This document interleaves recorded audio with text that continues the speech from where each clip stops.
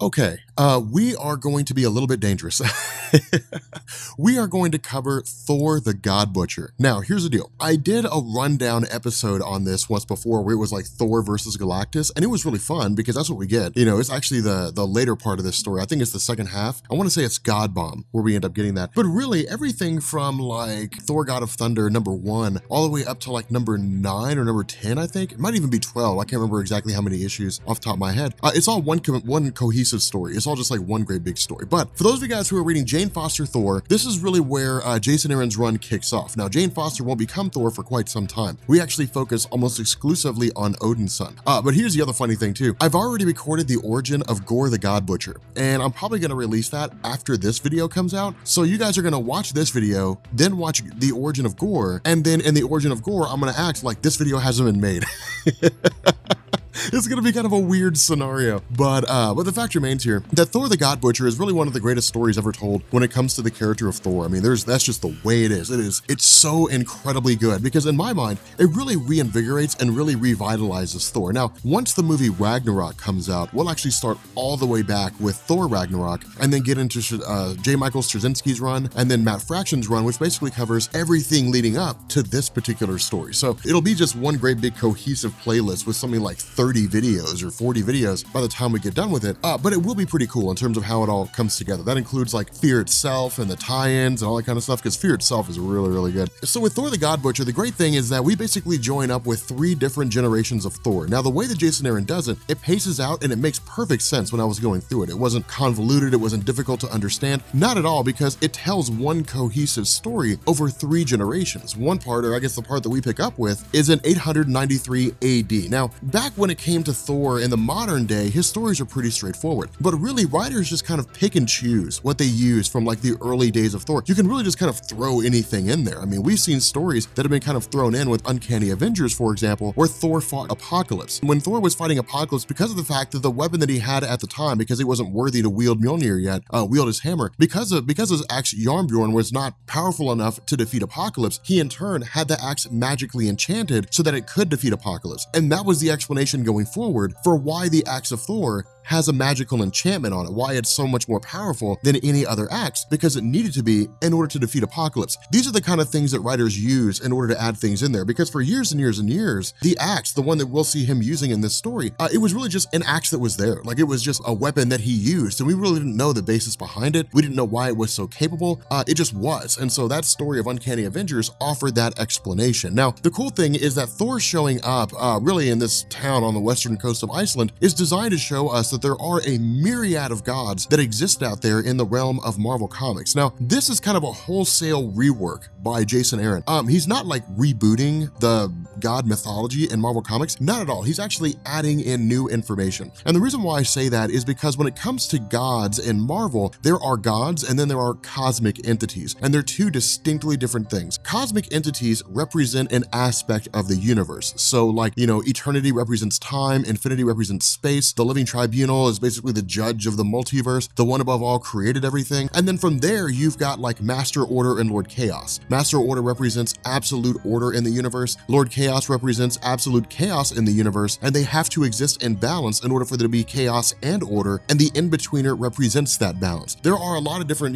representations of what the different entities mean, but in terms of gods, you have the Greek gods of Olympus, you have the Asgardian gods of Norse mythology, you have the Sky Fathers, which are just kind of like these head gods of all these different religions that exist out there, Judeo-Christianity, more or less, Yahweh, you have Vishnu, you have all these different gods that exist out there. But for years, that's really all there was. It was just modern Greek mythology and modern Roman mythology, which is just kind of a reworking of Greek mythology. You had existing religions from around the world, and the gods represented in comic books. What Jason Aaron does is he expands that, and he says other planets and other races have their own gods, and those gods are just as real as Thor. And so again, it's really kind of cool because it gives us this perspective on how it all comes together. The issue with this is that someone's been traveling around and someone's been killing them all. Now, of course, again, this takes place in the past in 893 AD. And so with someone running around and killing all these gods, well, then from there, it's just a mission of Thor to find out who that person is. Now, from here, we jump to the present day and we actually pick up on a place called the planet Endigar. Now, the planet Endigar will be very, very similar to the planet that belongs to Gorr the God Butcher. And in fact, this was explicitly designed by Jason Aaron himself to give us this kind of parallel between how things could have been for Gore and how things turned out to be for Gore. And of course, we'll find more about that in our video on the origin of the God Butcher himself. But the fact remains here that this is really Thor just kind of being depicted as a character who very much hears the prayers of every living being out there. Now, this is also kind of a new introduction for Jason Aaron, because Thor historically wasn't really a god that like heard the prayers of mortals. I mean, he would deal with mortals, he would fight in conflicts to protect mortals, different things like that. And it was more or less just like a generally accepted thing that had happened every once in a while. But it wasn't like it was a guaranteed in stone, yes, Thor hears the prayers of all mortals, no matter where they are in the universe. It wasn't like it is now. But Jason Aaron is throwing this in here in order to give us a perspective of where Thor stands in relation to all the other gods, telling us that gods everywhere hear the prayers. Sometimes they'll answer, sometimes they won't. It really just depends on what that god's motivation are, what their motivation is. If they're a god of destruction, they will not answer the prayers of a society that's being destroyed. But if they're a god of life, then they will answer the prayers of a society that's being destroyed, because they exist to preserve life. So again, what we end up doing is we end up picking up with one of the members of this race on this planet, who's basically saying, look, we prayed to our gods and our gods never answered. Well, the belief of Thor and the knowledge of Thor is that because there are gods out there and because the gods of these planets would respond to their denizens, if they're not, then it means that the gods are derelict in their duty, or it means that something is wrong. And so what he does is he actually travels to the realm of the lords of Endigar, the lords, or I guess the gods of this particular planet, only to find out that they're all dead, that they've all been slaughtered. Somebody went through and just killed every single one of them. And this is a huge thing, because we're talking about beings, we don't know what their power is, but we can guarantee that they have your like standard run-of-the-mill Thor abilities: super strength, endurance, longevity, so on and so forth. And so for someone to walk into a chamber of these things and kill them all would be tantamount to somebody walking into Asgard and killing everyone. Like, that's something that just is inconceivable. We can't imagine of a scenario where a singular being would walk into Asgard and kill everyone, shy of someone who can just warp reality on a universal scale. So again, this is a really crazy scenario, but from here, we jump to several millennia into the future to what's left of Asgard. Effectively, everybody in Asgard's gone, and the only person left is old King Thor. For those of you guys who are reading or who have been reading Jane Foster Thor, one of the things you'll notice about old King Thor is that his arm is missing. And in fact, this is a question that I've received time and time again, and I believed I had answered it, but I may not have. In the inaugural story, when Jane Foster became Thor, Jason Aaron basically wrote a circumstance whereby Odinson lost his arm, and he basically used the Destroyer armor as a replacement arm. What this several millennia in the future, this takes place well after the events of the modern day Thor, and it seems like this is basically the future version of the Thor that we're used to. He lost his arm, but he is the sole survivor of Asgard. We don't know exactly what it is that happened there, or at least at the moment we don't. It's actually explained in Loki, Agent of Asgard, but we don't know exactly what it is that happened there. All we know is that Asgard has been completely overrun by these black serpents, these black forces of Thor the God Butcher. And so again, it presents a very bleak future. It presents a very bleak outcome in the sense that this is basically a multi-generational fight. In the past, 893 AD, Thor encountered God Butcher for the very first time. In the present day, he's trying to track him back down. And in the future, Gore appears to have won. And so it's a really cool scenario, because then what Jason Aaron does for the rest of the story is he connects the dots. He says if Thor met, Gore for the first time in the past, and then he's tracking him down again in the present and seems to have lost in the future, then how do we get from A to B to C? And it's so cool to see it unfold. It's so cool to see it happen, because what Thor does is he continues his journey to basically travel around. Back in the past in 893 AD, he continues his journey to try to track down this person who had basically killed these gods, which of course leads him into a direct conflict with Gore the God Butcher. Now, the important thing to notice here is that, again, with this taking place in the past, Thor's never faced anyone like this before. Thor's never faced anyone like Gore. Gore has this necro sword that basically allows him to kill gods. Now, it is the source of his power, but the real benefit of the necro sword is that it is a weapon of the gods. And so it would be like trying to fight Superman with a steel sword versus trying to fight Superman with a kryptonite sword. One is going to work and one is not. The necro sword basically allows Gore to kill gods. It's a weapon for God to kill a god, and it was previously owned by gods. Of course, we'll learn more about that in the origin of Gore itself, but the fact remains here that with Thor facing off against Gore, this is a hitherto unrivaled situation. Thor's never dealt with anything like this. A person who just cannot be stopped, cannot be reasoned with. All he wants to do is just kill Thor. Now, the cool thing about this is that Gore has like some amazing dialogue in this story, and that's really one of the reasons why readers love him so much, is because he's got such amazing dialogue. He was like, look, I fought so many gods. I fought gods of war. Are you a god of war? Because I fought and I've killed so many of them. I fought gods of wrath, I fought all these different gods, and I've killed them all. You will be no different. Not only that, Thor, of course, charging into battle, you know, for Asgard. I'm Thor, god of thunder of Asgard. What this does is it turns Gorr onto the idea that he can basically begin the process of killing even more gods by invading Asgard. So again, this is a really cool scenario, because what it does is it gives us this conflict between two beings who have never met before, but who seem to be virtually equal in power. Now, of course, jumping back to the modern day, this is really when Thor begins to realize what it is that's going on. By going through this temple, you know, this realm where these gods have effectively been killed, he's been hearkening back on his memories of conflicting with Gorr. And this is when he realizes that he previously believed he had killed Gorr, only to find out that Gorr is still very much alive. And so again, this is interesting, because what it does is it continues to sort of fill in the gaps. It continues to sort of let us know what's going on. Of course, finding the gods of this planet having been killed, Thor travels to a place called Omnipotence City. Now, Omnipotence City is new. Jason Aaron invented this. This is a place that never existed before. And this is why I say he's doing this wholesale revamping of sorts when it comes to the god mythology in Marvel Comics, because previously the only real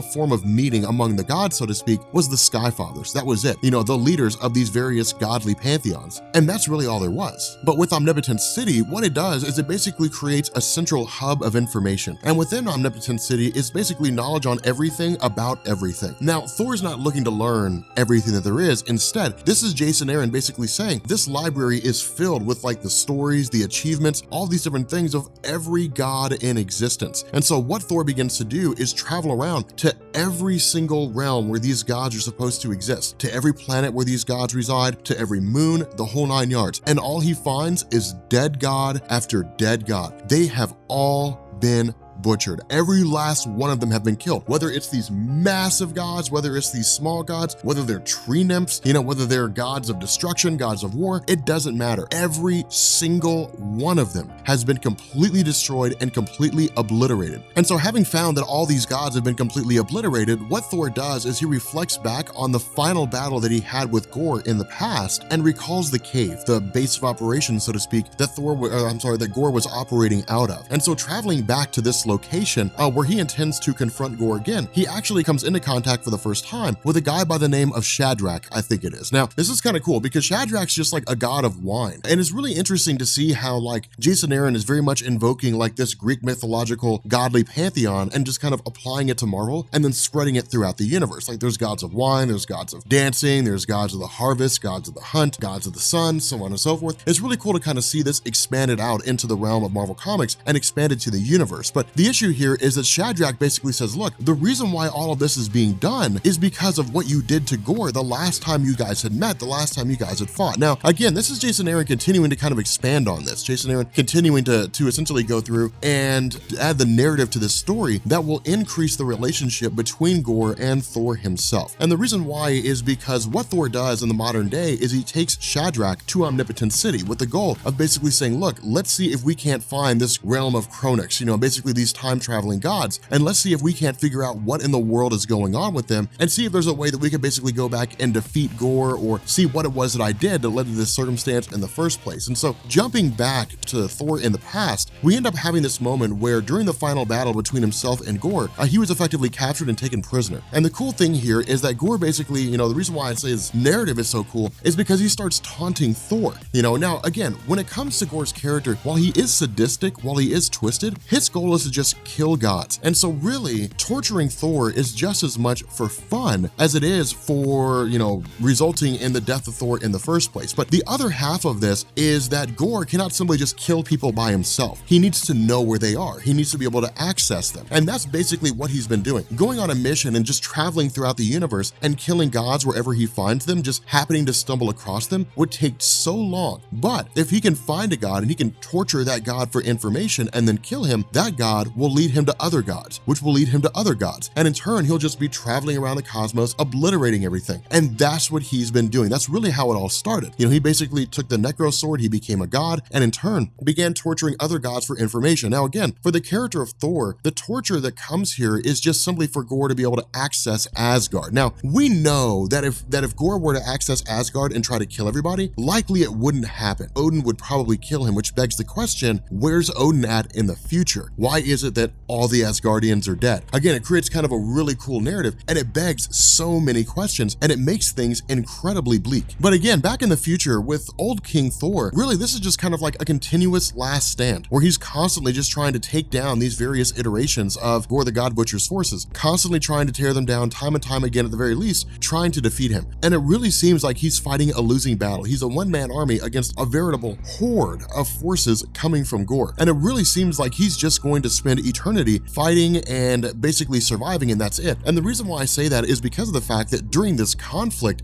he basically fights off against a bunch of these forces. He's effectively consumed, put back on his throne, only for him to continue the pattern of trying to fight them off again. And so that's really going to be his life for the rest of eternity, is just trying to face off against the forces of Gorr and never being successful. You know, it's almost like Sisyphus having to push the rock up the mountain, or whatever it was, you know, that mythological story where he's constantly doomed to push the rock up the mountain, and then as soon as, you know, when it seemed like he's going to get to the top, it comes tumbling back down again. And so it's basically him just kind of doomed to live out this existence forever and ever and ever. And so again, what we end up doing is we basically travel, or I guess we follow Gorr in the modern day in his attempts to travel into the past. Again, this is really what he's been doing as Thor's been trying to track him down. And what ultimately ends up happening here is Gorr basically accesses the Chronix gods, and by virtue of spilling their own blood, he's able to use the power imbued with them to travel back in time. Now, the reason for why he's doing this is to actually travel all the way back to the very beginnings, to the formation of all things. Now, this is kind of an interesting scenario, because when it comes to Marvel Comics, there have been so many different tellings of how the universe came into existence. I mean, there's the telling that comes out of the classic Thor 161 and 162, I think it is, where Galactus basically recounts his origin story to Thor. There's Hickman's Avengers and New Avengers. There is Al Ewing's Ultimates 2, the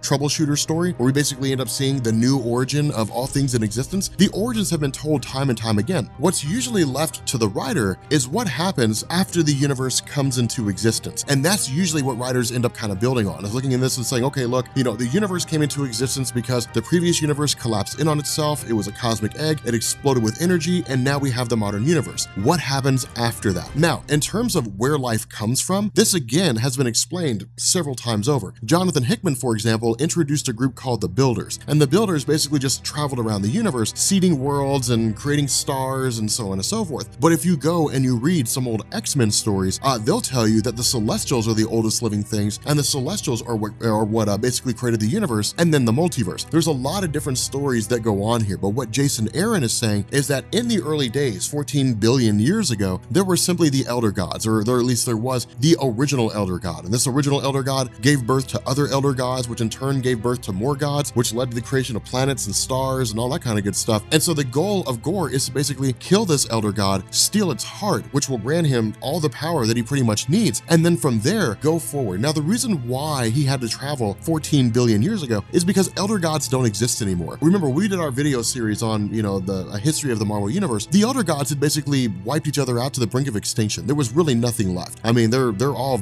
virtually extinct. I mean, as far as I'm aware, there are no more Elder Gods. Not only that, it's really kind of like the half-life concept, which is to say, you can never create anything that is equal to yourself. In some form or fashion, it will always only be a fraction of you. You know, two parents, for example, cannot create a child, and that child has all the traits of one parent and none of the traits of the other. It'll have a combination of both traits. With regards to, you know, what goes on in Marvel Comics, it's this idea that whenever an Elder God gives birth to another Elder God, that new Elder God is only half of what the original Elder God could be.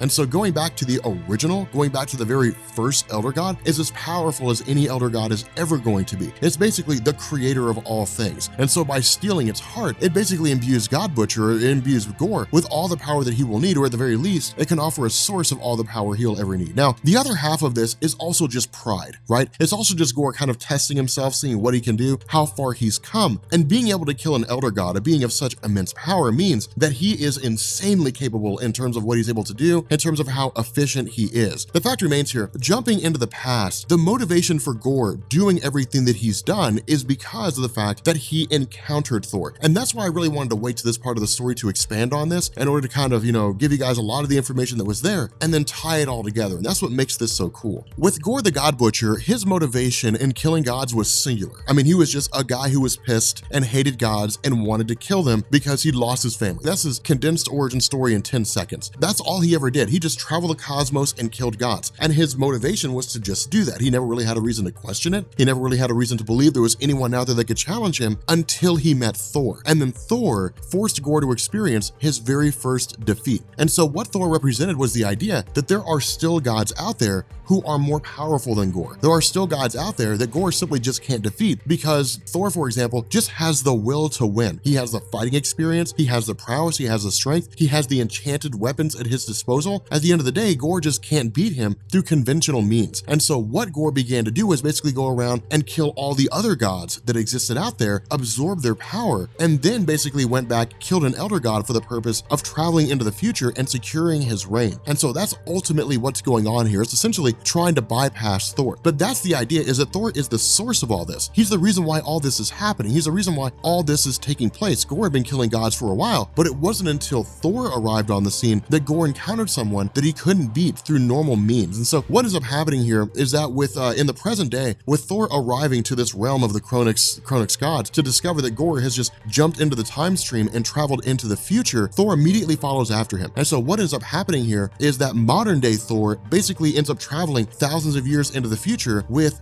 future Thor. And so both modern Thor and old King Thor are basically fighting side by side in their bid to take out the forces of Gorr the God Butcher. So what this does is it actually ends the story on a massive cliffhanger, because the question is asked, what's going on? First of all, why is it that Gorr basically rules with absolute control in the future? 2, what happened to Earth? 3, where are all the Asgardians? And 4, how does it end? In any event, if you guys are new here to Comics Explained, make sure you guys hit the sub button to become part of the Rob Corps. If you guys enjoyed this video, make sure you guys drop a like, and yeah, I will catch you all later.